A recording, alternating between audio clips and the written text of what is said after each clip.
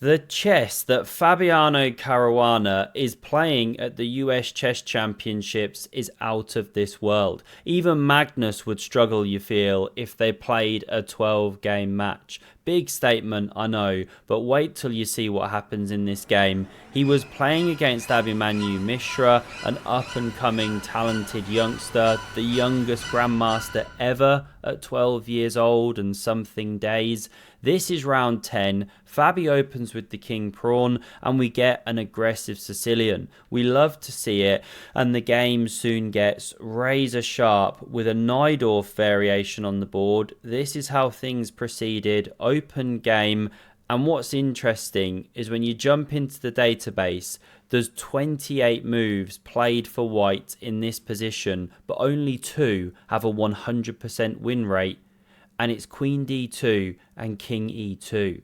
Now granted, there was only one game in each line, but we'll gloss over that fact. 100% win rate, just saying. Pawn G3 though, played by Fabi. Now we get E5. It's a very standard idea in the Najdorf to kick back the knight, gain space. You weaken a square, but also there's a lot of logical positional points that you now block the e-pawn and therefore doom this bishop to passivity for the time being. So bishop e7 was played, a little bit of development, quick king safety high five between the players, lovely to see. Pawn b5 gains space, and don't worry, we're in theory here because it looks like you're getting into trouble neglecting your development before Fabi can jump that knight into there. We see the pawn push. I made a mess of that statement. Now we see takes, queen recaptures, rook is hit. You have to play the very ugly rook a7. Looks like you've just completely messed up after this move. I mean, how do you get out of this without playing something really clumsy like this or this? I mean, that wouldn't work actually. Bishop b6. So what do you do? It's bishop e6. And you gain that valuable tempo, stack up the bishops, then retreat the rook back. They're not finding this stuff on their own. This is preparation. This has been played before, but a5 seems to be a new move, at least in the database. But it makes a lot of sense. Yes, it now becomes a small target, but you stop the pawn being a target here. Allow these pieces to develop. It's what we now see. Fabi first drops back. Why? Well, your knight was dead on b3. No good in this structure. You never want to be waiting for the opponent to oblige you, right? So this is how the game proceeded. The computer's now screaming for f5 here as the top move. Is that good? Long term, closing the center? Maybe. No clue. It's a different game. Fabi plays knight c4. Now, not the favourite move of Ival Barovic, as you can see. Black now standing slightly better here. And I guess maybe Fabi's idea was to jump here and into d5. Maybe he's just looking at pressuring the centre in one way or another. Regardless, the character of the game changes completely because Mishra finds the best move. Knight d4. Occupying the central dark square, and it's difficult to live with. You know, d5 could now be coming. Maybe takes first, then d5. You use the fact that the knight's on a slightly clumsy square, you could say. So we don't see the knight lived with. We see it chopped. If you went for some c3 stuff, well, you're asking for trouble. b3 gets weak. So this is the game, but no captures here. The trouble is, look what you just opened up. Now that knight's about to drop. So let's say it moves and covers the square. But now these bishops are just living the dream, having a party on the open board. Rook moves, then this is coming back here. This is just not what you want. Big issues. So let's run back. In the game, we see the knight maneuvering. Rook c8's played. Rook f2 over defends this weakened pawn on c2, or weak should we say, not weakened. Bishop f6 very natural. Bishop f1. And the thing that's so strange here, after the king steps off the line of fire from the queen, is after rook c7, knight b3, we see Abhimanyu probably playing the player and not the position. Because I think against a weaker opponent, he's not playing this next move. He's got the bishops, right? But a compromised pawn structure. So you have to use your assets, which is these bishops, Top move here is bishop c4. Different game. There's an amazing line where you sack the queen, in fact. Queen d1 also possible. Would have been really interesting to see if Fabi played this position. You can go here, you can cover with a rook, bishop b5 soon. Fascinating material imbalance. But in the game, we saw this. Giving up the bishops.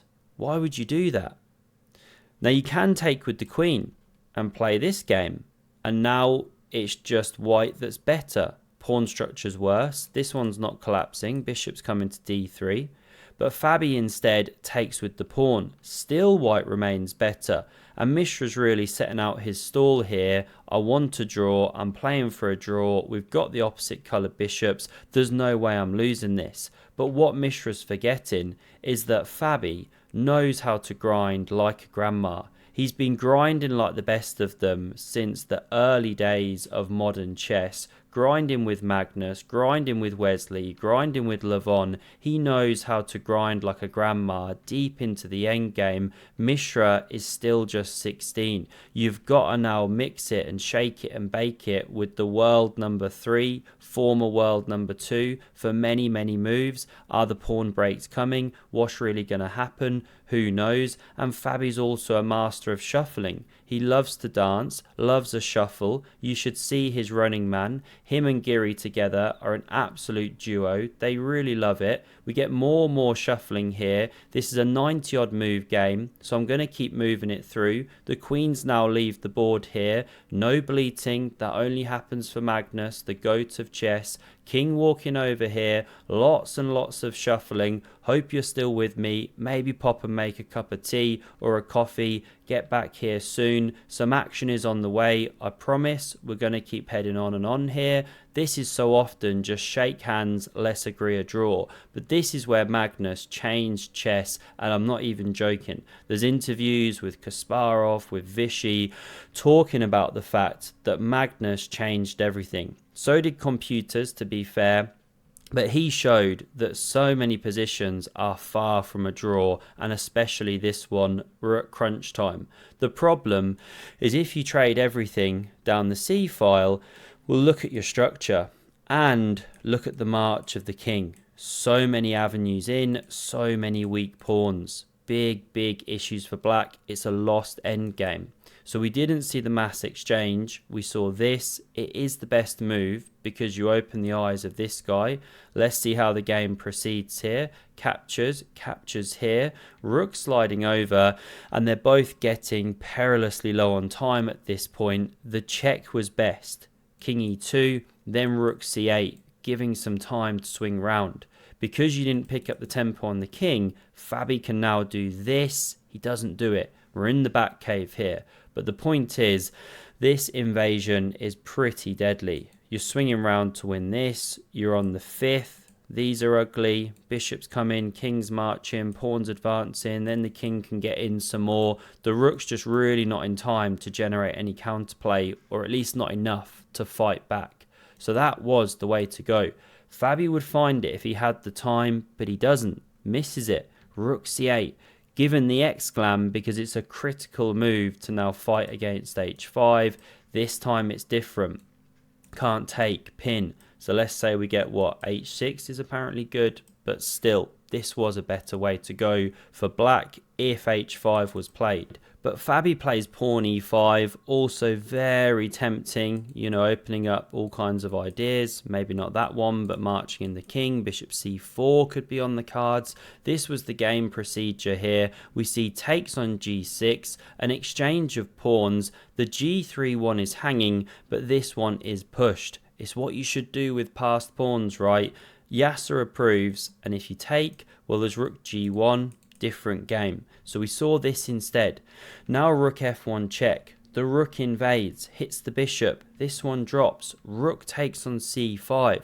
Now black's got that dangerous running g pawn, but is a pawn down now. Don't go king e1, of course. Step into the discovery, but we do see something similar soon. Bear that in mind. Check, king marching up. You can technically do this. Drop a pawn and bishop e1. Try and do some weird stuff. White remains better, don't get me wrong, but it is an option, a way to fight. Let's go back to the game. We didn't see this check. We saw this. Now we see this king marching up. It's inaccuracy after inaccuracy from Mishra, unfortunately. Apologies, my WhatsApp's going off. Let me mute that one. Now we see this rook come to a6. And after this pawn pushes, bishop e4 is beautiful. Because you blockade the pawn, can't come to g2 or takes. And if you try and remove that one, run it through, well then you run into rook g6 check. Or you could take the rook first, doesn't really matter which order you play it in. You're behind the pawn, you're losing the game, of course. So let's run back. No takes and pushes. We saw this coming behind this pawn. Rook g6 check. And now a critical mistake is made in a technically lost position. It's king h7. King f7 clung on for longer, but it is a winning position for white. You know, the G pawn is under lock and key. This one's running very fast. I forget the details of whether you have to give up this pawn long term. Probably you can save it for the time being. Anyway, this was the game. And because of the discovered check, of course, you then win a rook. Now there is this. It's about to queen, so you can't actually save your rook. But when the smoke clears, white is just completely winning this endgame. And we see resigns. It's tough. No, what's the word? Asperger's? Not Asperger's, but I can't remember. No Asperger's cast on Mishra. I can't remember that word. Aspersions cast on Mishra for losing this game so deep on. You know, it's tough. You can save the pawn, but this one's running right. Doesn't matter. You can't hold everything. The pawns are too much for the bishop. This was the final position, so we have a fascinating finish with Wesley still chasing because he won also, so he now needs to win the final round against Aparin. If Fabi draws with Levon, they'll be level on points. I don't know what that means then for tie breaks or whatnot. Could get exciting. Hope you enjoyed. Smash subscribe if you did, and have a look at the video on screen. Cheers.